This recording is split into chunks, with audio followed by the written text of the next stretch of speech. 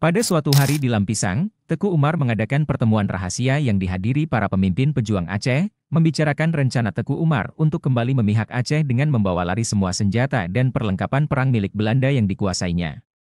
Kat Nyak Dien pun sadar bahwa selama ini suaminya telah bersandiwara di hadapan Belanda untuk mendapatkan keuntungan demi perjuangan Aceh.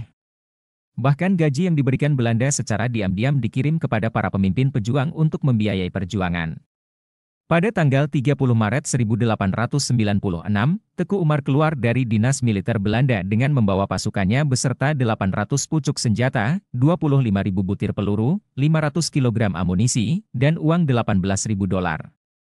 Berita larinya Teku Umar menggemparkan pemerintah kolonial Belanda. Gubernur Dijkerhof dipecat dan digantikan oleh Jenderal Vetter.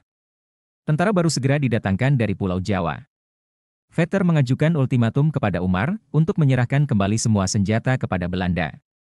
Umar tidak mau memenuhi tuntutan itu. Maka pada tanggal 26 April 1896 Teku Johan Pahlawan dipecat sebagai Ulay Balang Lepung dan Panglima Perang Besar Gubernemen Hindia Belanda. Teku Umar mengajak ule-balang yang lain untuk memerangi Belanda. Seluruh komando perang Aceh mulai tahun 1896 berada di bawah pimpinan Teku Umar.